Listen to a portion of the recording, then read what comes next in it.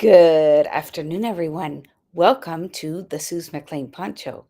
And this is the very first episode of this version on the 1st January in 2025 on King's Day or Three Kings Day. I don't know what it's called in English actually. In Dutch, it's called Three Kings Day, 6th of January.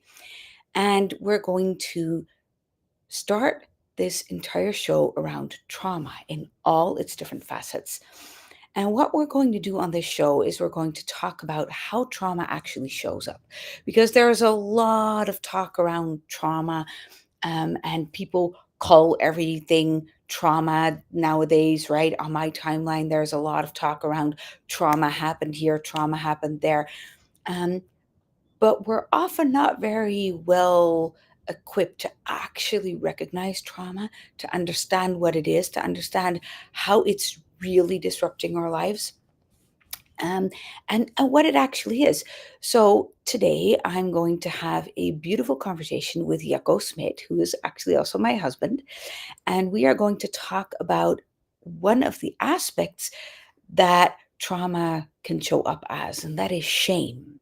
So, Jaco, welcome. Please Mhm. introduce yourself. Yeah, I'm 55 years old, and I know Suze for 20 years now, and we have a son and a daughter.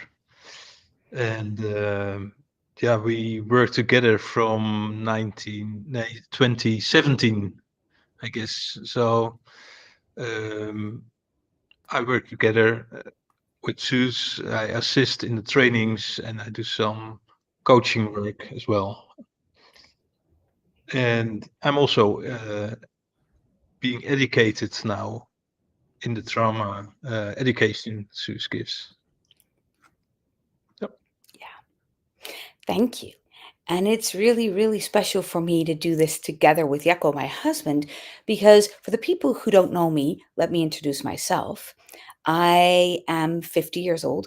We live in the Netherlands. We live in the middle of nowhere, in the middle of the country, 10 minutes walking distance from our neighbors. And we're right now in our home. Jaco is sitting in our seminar room where we still have the the Christmas tree, because today is the day where we take it down. But we'll do that after the show.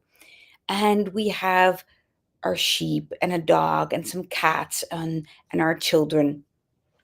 And today we work here as trauma therapists, giving seminars where we teach doctors and therapists and coaches what it means to really be present while somebody is working through trauma. Um, but that's not how I started. I started out as a shipbuilding engineer, which is a very different vocation. And that's what I was trained to do when I was 18. So that's 18. I'm now 50. That's a long time ago, right? It's 32 years ago.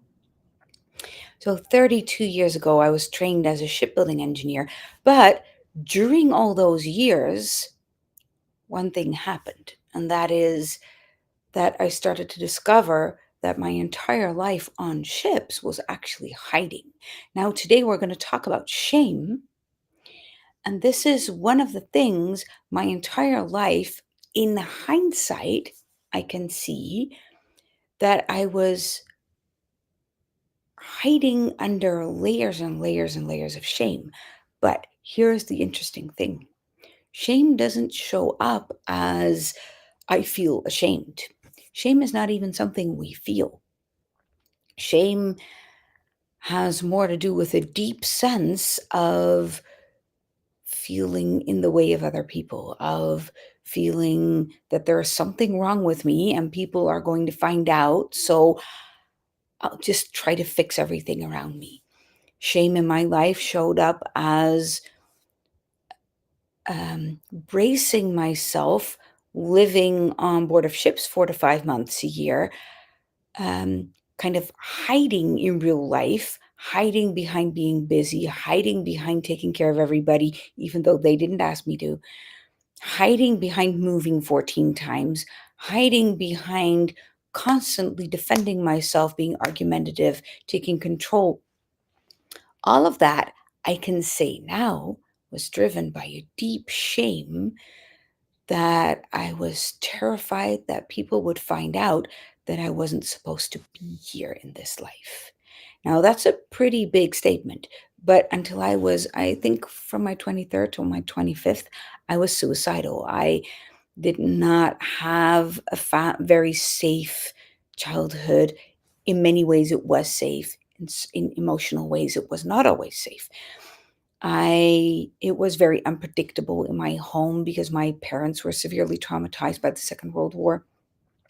So there were many things that looked safe, that my parents did their best to create safety. But if we pick it apart and we look at it, it led to deep shame. Now, here's the interesting thing. Shame has nothing to do with the stories around it, has nothing to do with a fact that you should be shamed about. Shame is a state of being that is very invisible.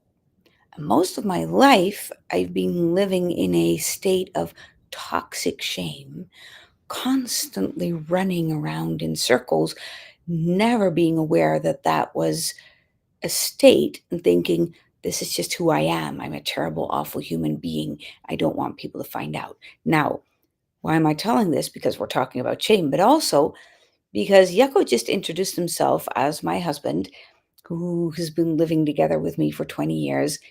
And we've been working together since 2017. That is actually a miracle because when we met, I was pregnant. I was still in a very deeply loaded toxic shame state. I was a single parent.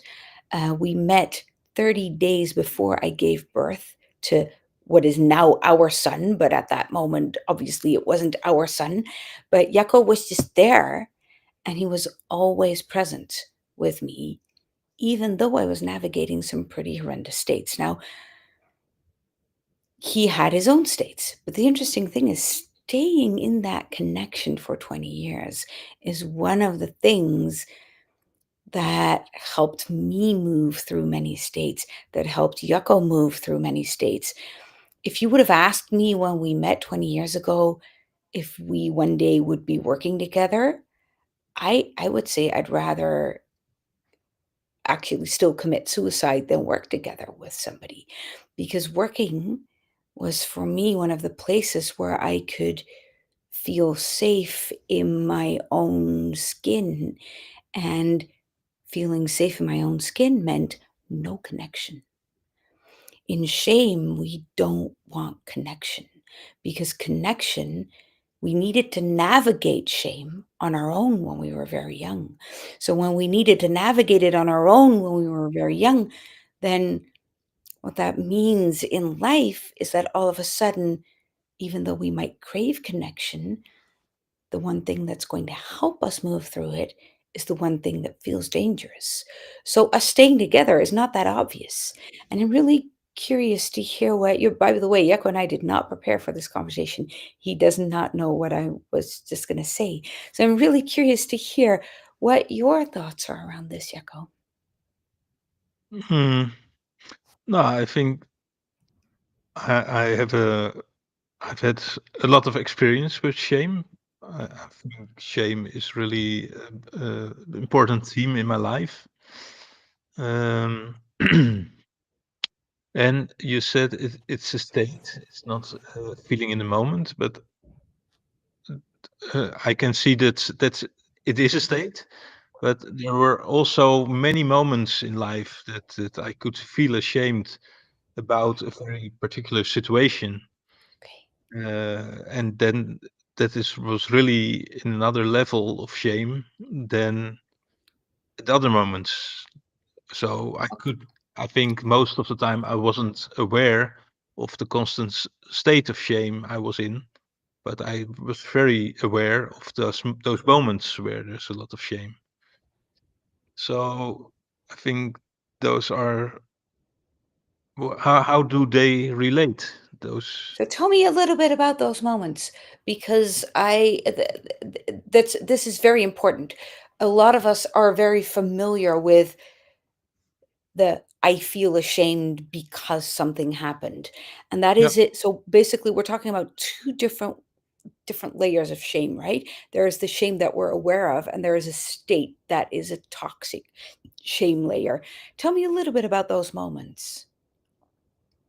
Those moments, they were, for example, when I was on the just yeah high school, first year of high school.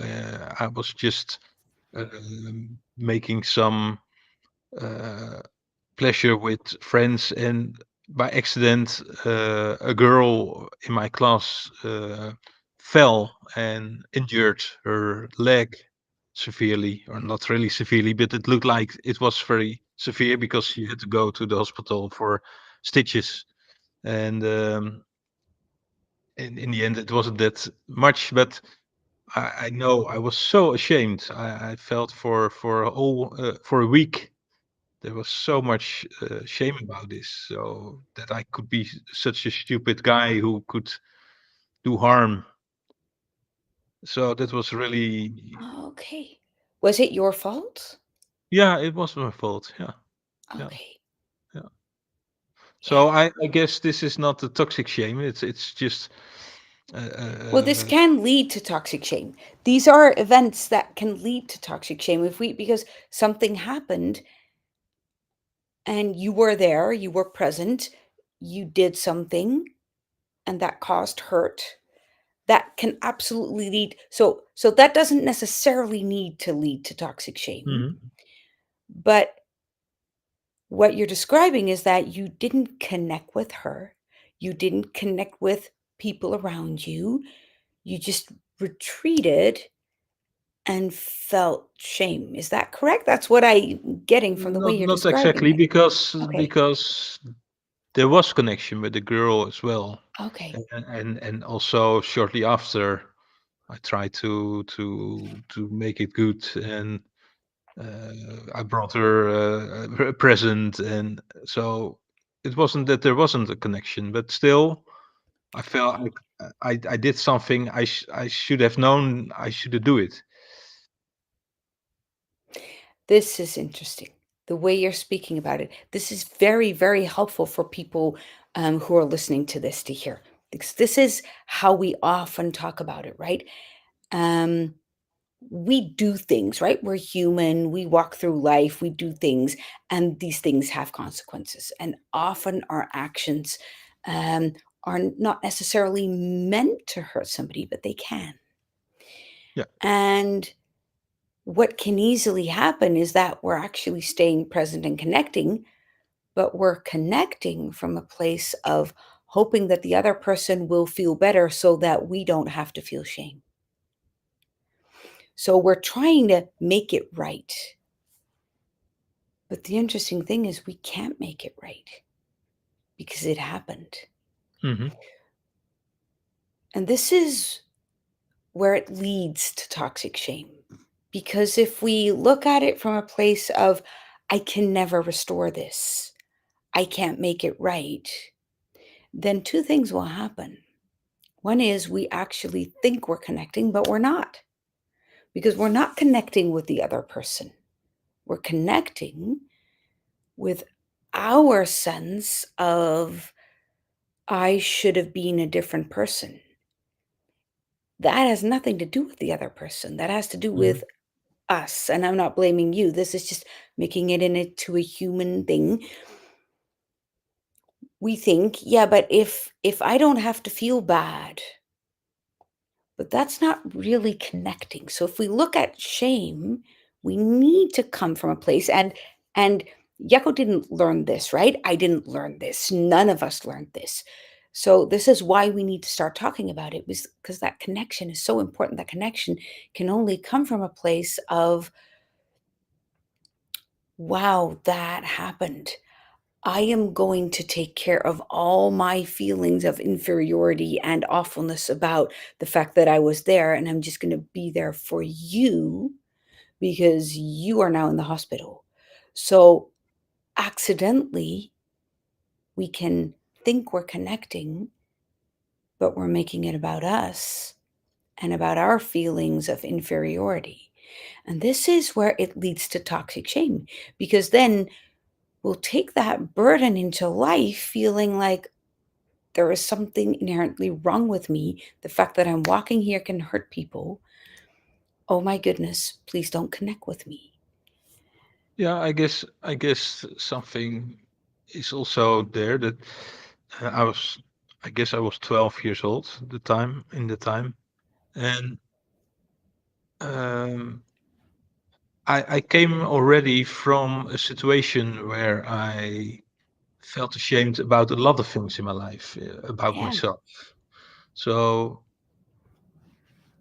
um, that's for me. Now you tell this, I can really see, but it was already that hard to just exactly. be. Yeah. Yeah. And this is a very, very precious age. 12 is the age where a child is going out into the world with what he learned, trying to figure out if what you learned is actually sufficient enough to be called a grown up. That is very scary. And we can only do that if it is absolutely safe at home to come back with our experiences. But I know a little bit about your childhood. I'm not so sure that the support for you to carry these mistakes was fully there. What are your ideas around that? Yeah, in hindsight, I can see that there would be support, but there was at the same time also danger, and it was so Yeah, the support would be that they were not mad at me or something for this incident, but there was more a general um, unsafety, I guess, about being yeah. vulnerable, being real, being emotional. Yeah. Yeah. And this is beautiful the way you say it because your parents loved you. My parents loved me. Creating an environment that is supportive for a child to come back with all of its experiences has nothing to do with whether you love your kids or not. It has nothing to do with whether you're trying to do the right thing. It has something to do with it's not about whether we think as adults that it is safe. It has something to do with whether the nervous system of the child feels safe to express everything. And obviously, your nervous system did not feel safe. That's true. Yeah, So I can then, see it. Yeah. yeah, so then what happens is that you walk around being a 12-year-old, which means that you're not always paying attention to everybody around you because 12-year-olds don't and they shouldn't. You're figuring out who you are and not how to take care of everybody else, how you can be you, how the identity that you've learned for the first 12 years actually holds up in a very harsh environment called high school, where everybody is figuring out who they are and not trying to necessarily make friends. It's a when I look at our kids, they're 17 and 19 right now, I can start to understand how harsh high school really is, how harsh being a teenager really is, because half of your brain doesn't work yet. You want to do it without your parents. You don't know how. You need to come back, and we need a strong support network right there. Now, if for the first 12 years of your life there wasn't the safety, not that your parents tried to do, but that your nervous system needed, then an incident like a girl being hurt, whether it was serious or not, doesn't even matter. It can create a huge, immense situation of blaming yourself for who you are instead of Mhm. blaming yourself for what happened. So, of course, you couldn't really connect with her and be there for her because you didn't have that experience. Yeah, and as you say this, I really can feel that at the time I was really trying to not bother my parents with anything. So um, try to avoid to give any trigger or something Yeah. So, and I know in hindsight that it wasn't necessary to do so, but I did. Yeah. Well, that's also interesting, right? If we look at trauma, so often we think, yeah, my child didn't have to do that. Well, apparently they did. Because a child doesn't choose to take care of their parents. Mhm. A child needs to see you taking care of you. And if a child doesn't see you taking care of you, they will do it for you. Not because you want them to, but because there is absolutely no safety if they don't. So, especially today, as parenting is becoming more and more overwhelming, and we have to have two jobs, and there is absolutely no space for just being together. Everything is crammed into a little bit of a calendar, and we need to get everything right, and if we don't get things right, we'll get blamed and judged, and people will send the police or lawyers at our doorstep or whatever, right? The pressure is real. And then I'm not even talking about racism, school shootings. Those don't happen around us necessarily here in the village where we live, but they do happen in the bigger area of our society. That can create a lot of fear in parents. If parents have not been trained to truly live in an undefended state, then we're not a resource for our kids, meaning that our kids will start to take care of us. And that is exactly what you're describing. Yeah. Now, the interesting thing is, while I'm saying this, pretty sure most of our listeners will now think, yeah, yeah, yeah, we need to do this different for our kids. Yeah, but we don't need to do it different for our kids. We need to be different for our kids because it is very easy to think I'm going to make sure that my kids don't have to experience shame. I'm going to be a parent that my parents never could be. That's all right, but that means, and by the way, I applaud that. Please do it. But know what you just signed up for. Because what you just signed up for is moving through all these layers of shame that Yucko was just describing in his life. And I even begun to describe the layers of shame in my life, where we need to create an undefended state in ourselves. Now, what is an undefended state? That is a state where our nervous system can be off guard, where we can just be present, holding space for ourselves so that other people don't have to. Because what Yucko was just describing is not that his parents placed their burden on him purposefully and didn't care. I know his parents, that's not what they did. What they did is they couldn't hold their own undefended state, so Yucko had to do it for them. Not because they asked, but because a child is not safe if parents don't have an undefended state. Children will do it for you. But that means that we need to practice that. And that means that we need to work through these little layers of shame. The problem is that working through shame means connecting in the moments where your entire system is producing a overwhelm of stimuli while you are connecting. And that is the problem. Because when we're young, what Yako just described in this little picture of childhood is a state where his overwhelm could not be regulated by his parents.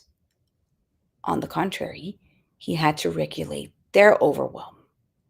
Not because they wanted him to, just because that was the fact. Nobody was taking care of it, so the child will step in. Then the child will say, I should not need anything. I should not need any support. There's something completely wrong with me. I need to be in a place where I cannot add to the burden of my parents. So he got out of the way of his parents.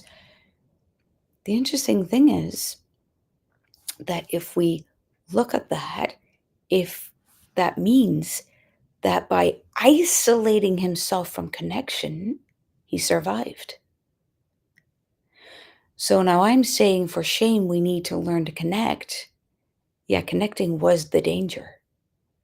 So now your entire system is producing overwhelmed states when you're trying to create a solution.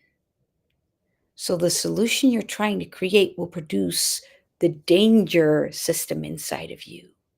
That's why shame is one of the hardest things.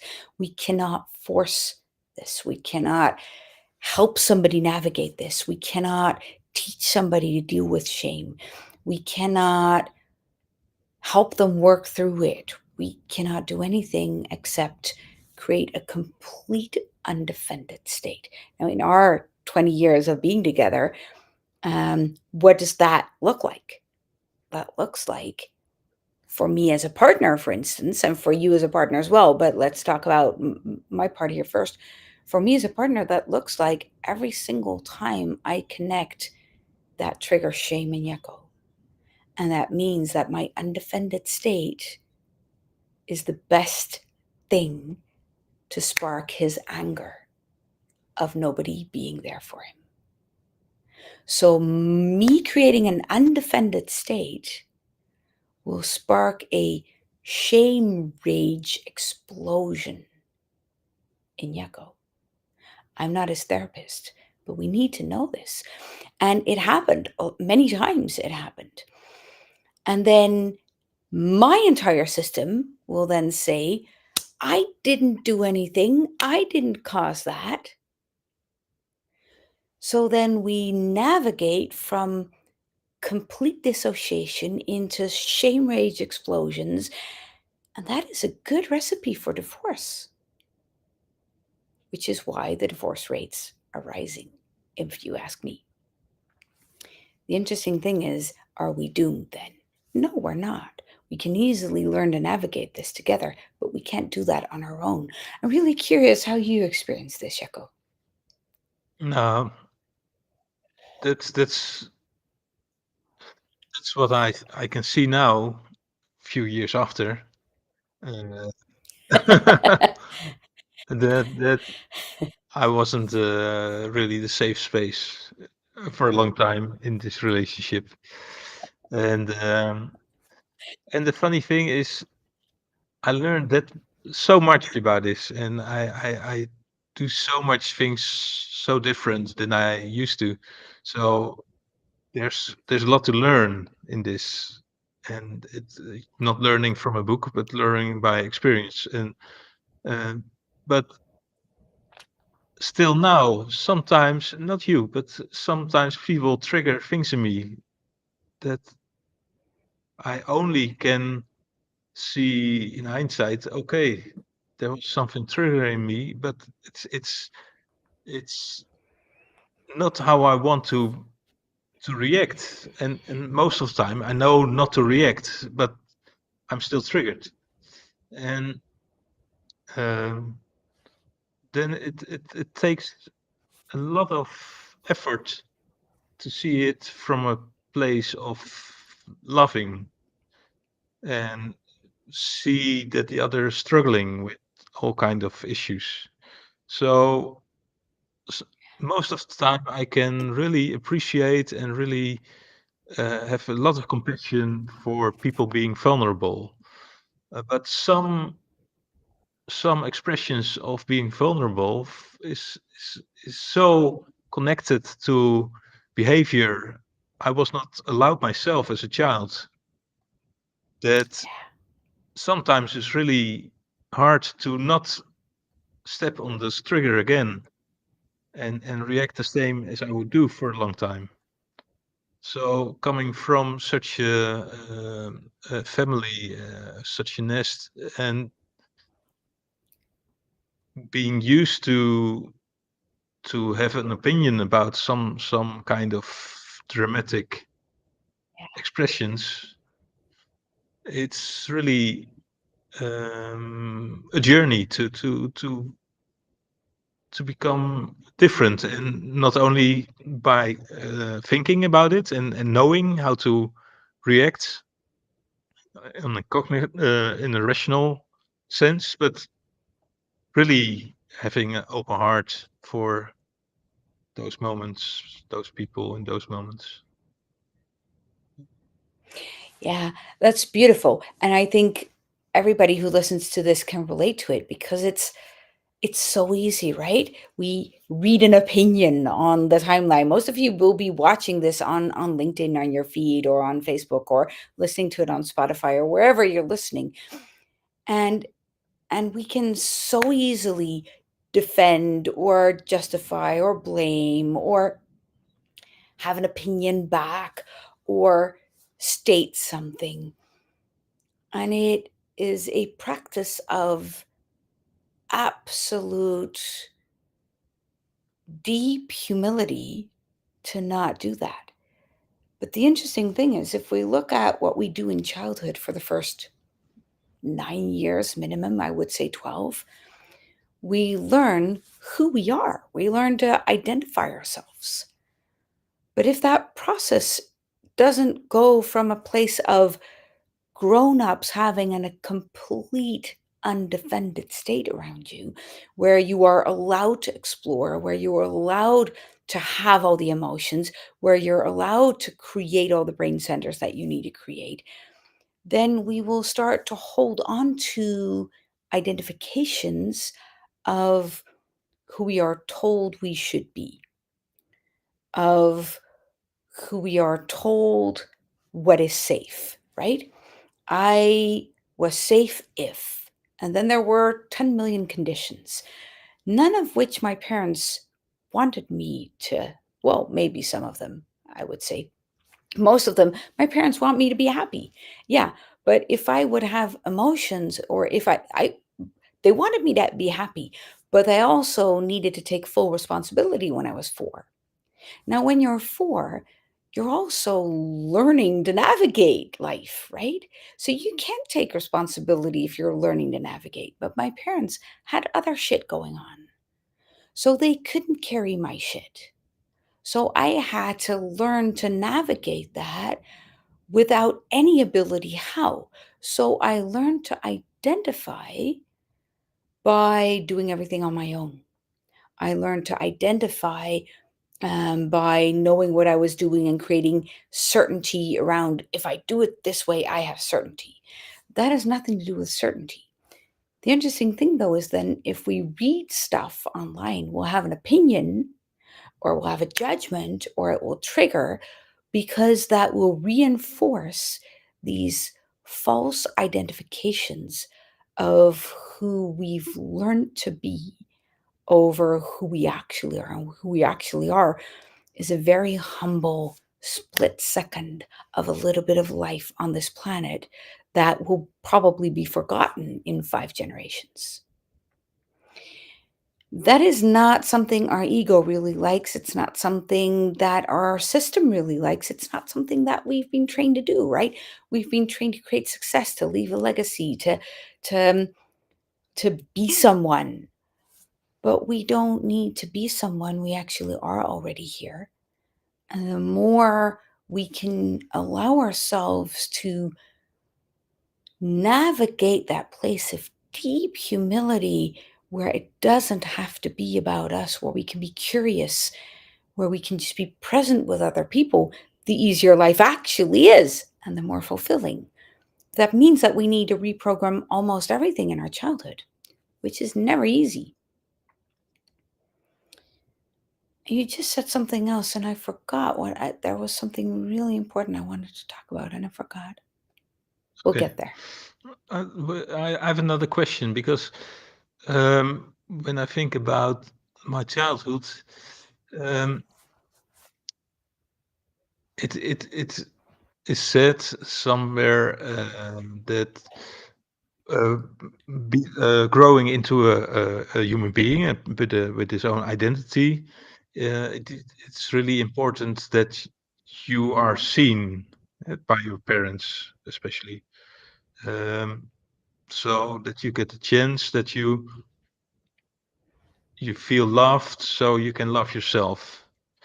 But I can sense that my parents both had their own struggles and issues with shame already when I was little, and maybe all of their lives, maybe, or a long time. Yeah. And so, is it even possible that parents who have issues with shame um, mirror it into their child's in a certain way?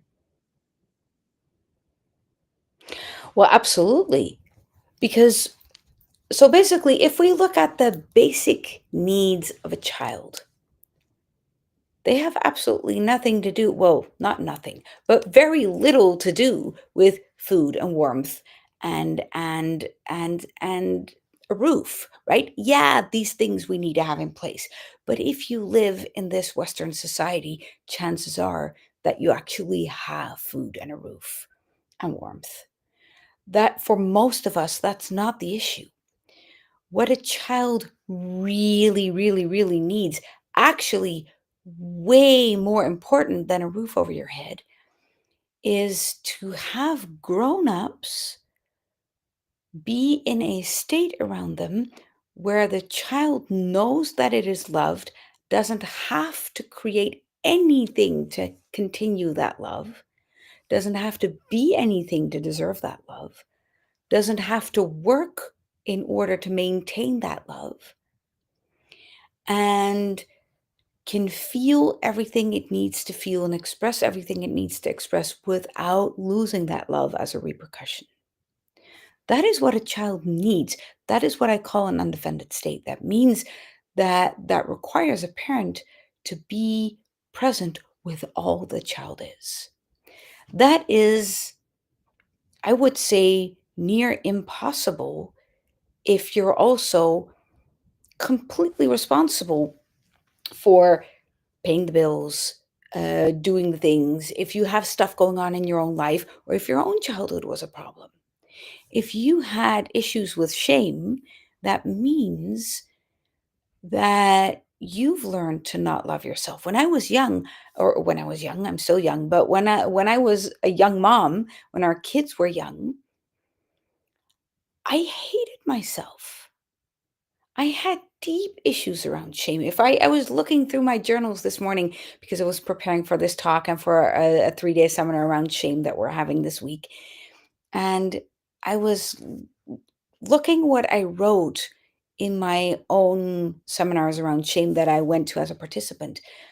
And I was realizing I was flooded with shame at that time. It is absolutely impossible to create a healthy connection for your children at that moment. Now, I hear a lot of parents say things like, yeah, we need to deal with all these issues before we get kids. Yeah, that means we're going to starve as humanity very soon because nobody is there, right? But what we need is not even necessarily to be perfect. What we need is we need to be willing to say yes to the consequence that having kids means that you're going to embark on that journey of doing that inner work so that your children don't have to do it for you. And now, in hindsight, I can say I did a pretty good job, and not perfect, but pretty good. Because if I look at our kids, me navigating that shame has taught them that it is all right to not be perfect and that your kids don't necessarily need to take care of you. They just need to see you doing it. Yeah. But after the Second World War, I don't think many parents could do that. I think it takes 4 or 5 generations to heal that kind of trauma. And I'm not so sure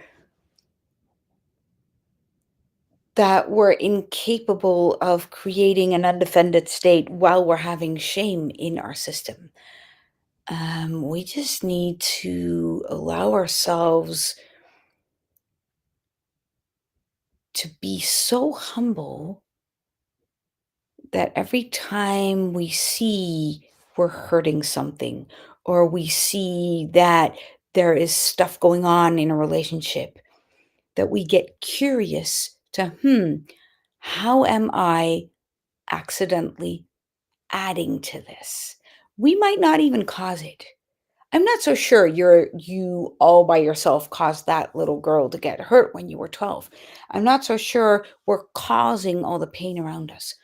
But can we be humble enough to say, hmm, I might have added to it. Do you know what? I'm going to own up to that part and I'm going to be present with the other person. This is what I O- learned to do in our Okay. relationship.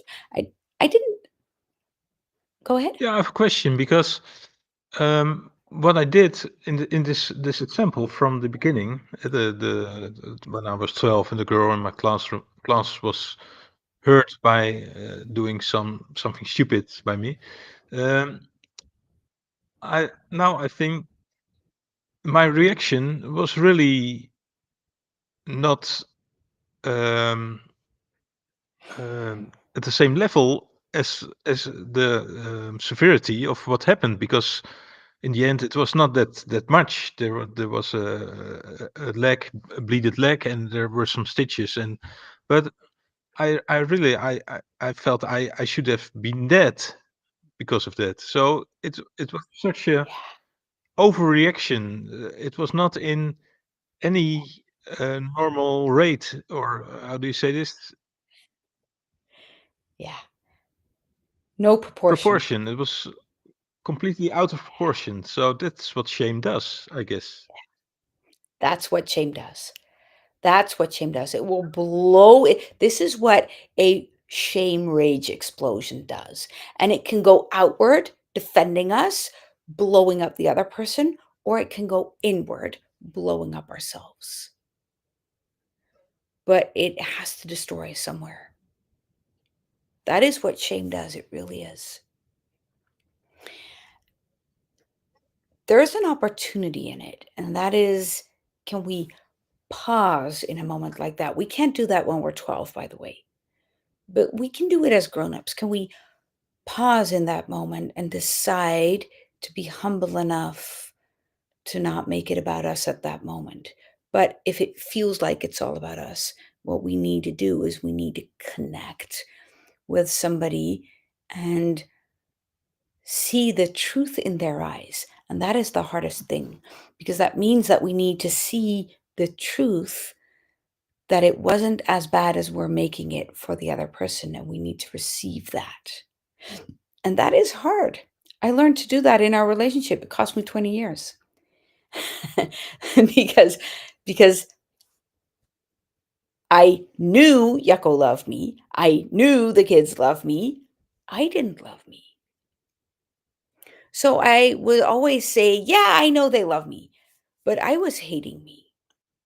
So at a certain point, I needed to be humble enough to receive that they really love me, that Yucko wasn't staying out of pity. My goodness, that was such a I would say it was actually heartbreak, because my part of me was so identified with that I am a horrible human being. That part of me had to then say, oh my goodness, you loved me all these years and I didn't receive it. That is humbling. That is a break from the past, from saying the identification of me as a horrible person is actually not true. That is where integration can start, where we can look at, oh, do you mean that you actually love me? That there's something lovable about me? And that is a path that we can't do in a split second. We can't make that happen in a split second. We can't force it. It is drip by drip by drip by drip. And I can still remember the moment where, after 7 years of us being together and 7 years of me trying to prove to you that you made the wrong decision, and that everybody in the whole world would be better off if I were just alone and I would tolerate you. And I loved you. I just didn't allow you to love me. And I can still remember that moment so vividly where I said, for 7 years, I've been trying to prove that there is going to be a day where you're going to leave me, and you still haven't. So maybe you really do love me. And that is, I think, what staying the course means. It's not staying the course so that the other person gets an opportunity to prove. It is staying the course so that your own system can see that there is a different layer of truth. And if we look at shame, this is an incident from when you were 12 and you're still navigating it. There's beauty in that. We can always create a new childhood.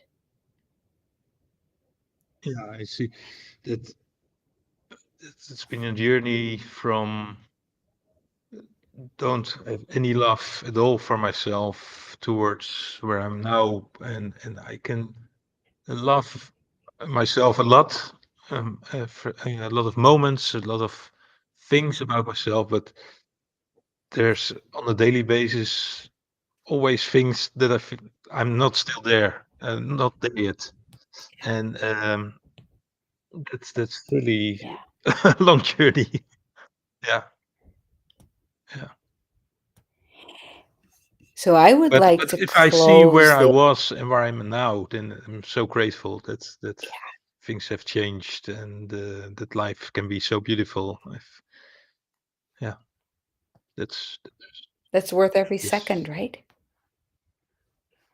I would like to close this whole session with, guys, if you have any questions, any things you want to share, just put them in the comments under this. Send us an email.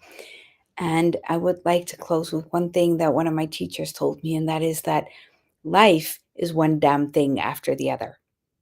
But trauma is the same damn thing repeating itself over and over and over again.